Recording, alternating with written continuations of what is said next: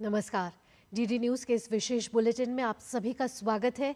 मैं हूं आपके साथ भावना नैयर और मेरे साथ है मेरी सहयोगी मनीषा, जो आप तक सांकेतिक भाषा में खबरें प्रस्तुत करेंगी।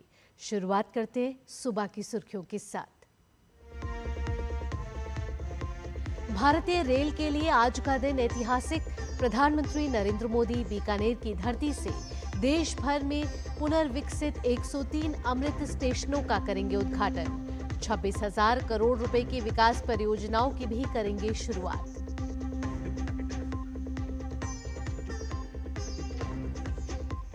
पाकिस्तान पर आज से होगा भारत का जोरदार कूटनीतिक प्रहार।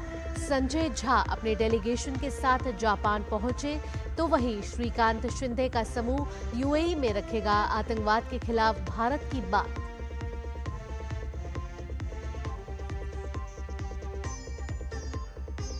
वक्फ संशोधन कानून के पक्ष में केंद्र सरकार की सुप्रीम कोर्ट में दलील। बोर्ड में गैर मुस्लिमों को शामिल करना जायज। कानून को चुनौती देने वाली याचिकाओं पर आज भी होगी बहस।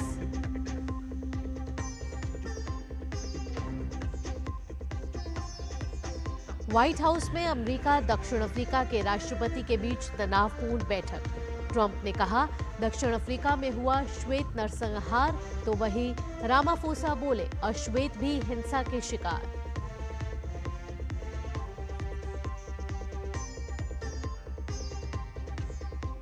और राजधानी दिल्ली समेत उत्तर और पश्चिम भारत में आंधी तूफान, बारिश और ओलावृष्टि। कई इलाकों में गिरे पेड़, कुछ उड़ानों पर भी हुआ असर।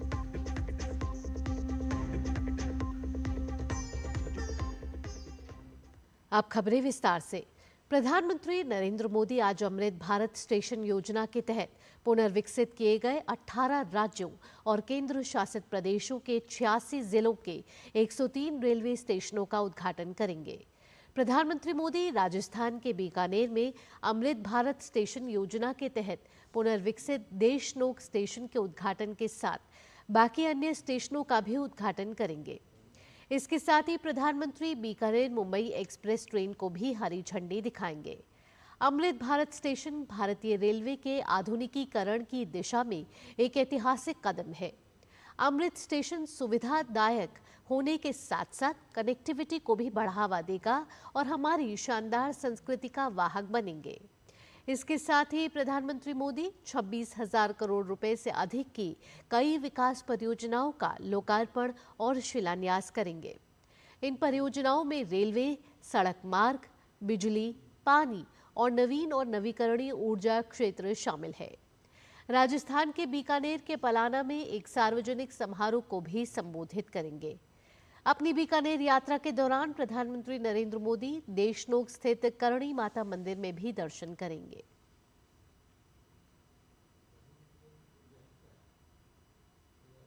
राजस्थान के बीकानेर से होने वाले कार्यक्रम को लेकर प्रधानमंत्री मोदी काफी उत्साहित है। सोशल मीडिया एक्स पर प्रधानमंत्री ने लिखा है कि भारतीय रेलवे के लिए ये दिन ऐतिहासिक और अविस्मरणीय होने जा रहा है। राजस्थान के बीकानेर में सुबह करीब 11:30 बजे अब तक रीडेवलप किए गए 100 से ज्यादा अमृत स्टेशनों के उद्घाटन का सौभाग्य मिलेगा।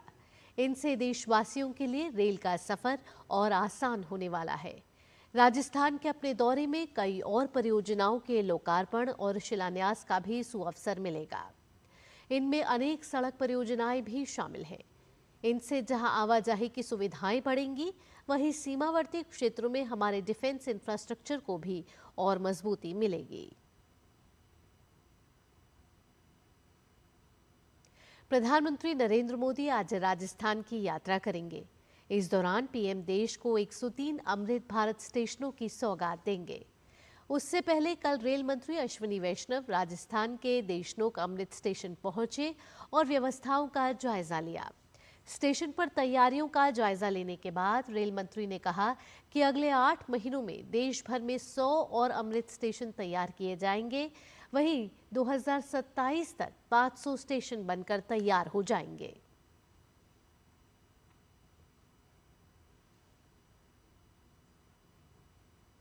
पहलगाम में आतंकी हमले के बाद पाकिस्तान का चेहरा दुनिया के सामने आ चुका है। इसके जवाब में भारतीय सशस्त्र बलों का ऑपरेशन सिंदूर भी सबने देखा और उसका समर्थन किया। लेकिन वैश्विक मंच पर भारत के साझेदार देशों के सामने अपनी बात को पुरजोर तरीके से रखने और पाकिस्तान को पूरी तरह से बेनकाब करने के लिए सरकार ने डिप्लोमेटिक स्ट्राइक का भी सहारा लिया है। इसके लिए सभी राजनीतिक दलों को एक करके सरकार ने एक मजबूत डेलीगेशन तैयार किया और सबको अलग अलग देशों में जाकर पाकिस्तान का सच सामने लाने की जिम्मेदारी दी है। इसी कड़ी में शिवसेना सांसद श्रीकांत शिंदे के नेतृत्व वाला सर्वदलीय प्रतिनिधिमंडल संयुक्त अरब अमीरात के अबू धाबी पहुंच चुका है। ये डेलीगेशन यूएई के बाद कोंगो, सिएरा लियोन और लाइबेरिया के दौरे पर होगा। शिंदे के डेलीगेशन में भाजपा सांसद बांसुरी स्वराज, आईयूएमएल के सांसद मोहम्मद बशीर, भाजपा सांसद अतुल गर्ग, बीजेडी सांसद सस्मित पात्रा, भाजपा के मनन कुमार मिश्रा, एसएस आहलूवालिया और राजदूत सुजान चिनॉय शामिल हैं।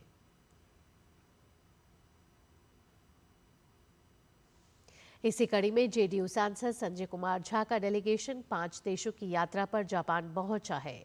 प्रतिनिधिमंडल के अन्य सदस्यों में भाजपा सांसद अपराजिता सारंगी और ब्रिजलाल, वरिष्ठ कांग्रेस नेता सलमान खुर्शीद, टीएमसी सांसद अभिषेक बैनर्जी, सीपीआईएम के सांसद जॉन ब्रिटास और पूर्व राजदूत मोहन कुमार शामिल हैं। विदेश मंत्री डॉक्टर एस जयशंकर ने डेनमार्क की राजधानी कोपेनहेगन में अपने समकक्ष लॉर्स लोके से मुलाकात की है।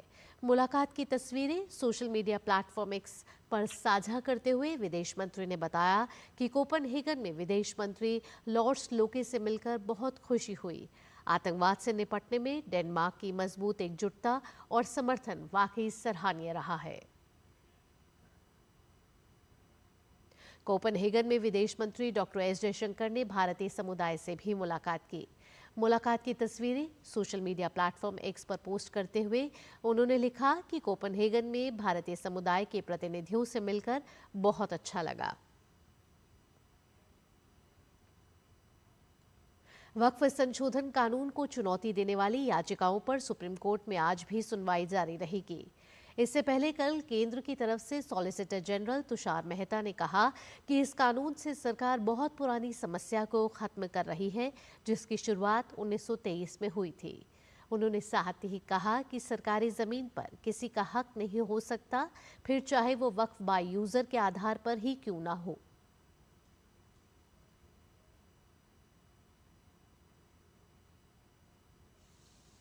अंतर्राष्ट्रीय खबरों में अमेरिकी राष्ट्रपति डोनाल्ड ट्रंप और दक्षिण अफ्रीका के राष्ट्रपति सिरिल रामाफोसा के बीच व्हाइट हाउस में जोरदार बहस हुई। ट्रंप ने दक्षिण अफ्रीका में श्वेत किसानों की हत्या का मुद्दा उठाया और दक्षिण अफ्रीका सरकार को पर इस मामले को लेकर सुलझाने में विफल रहने का आरोप लगाया। ट्रंप ने एक वीडियो चलवाया जिसमें किसानों को मार डालो जैसे नारे लगाए जा रहे हैं। साथ ही उन्होंने कुछ समाचार लेख दिखाकर ये दावा किया कि श्वेत किसानों को मौत का सामना करना पड़ रहा है।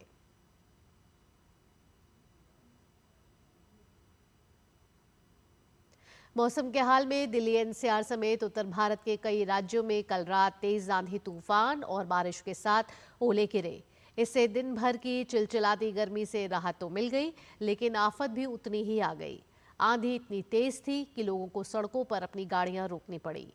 तेज आंधी के कारण सड़कों पर पेड़ गिर गए, ट्रैफिक पर ब्रेक लग गया।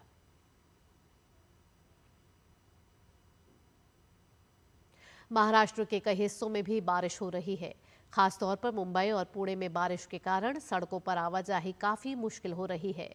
कल मुंबई के भिवंडी, ठाणे, अंबरनाथ, कल्याण, शाहपुर में भी तूफानी हवाओं के साथ भारी बारिश हुई, जिसके कारण जनजीवन प्रभावित हुआ।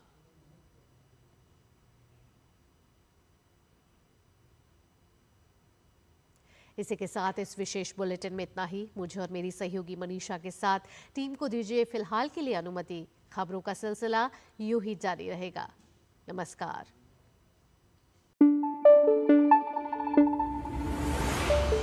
Thank you.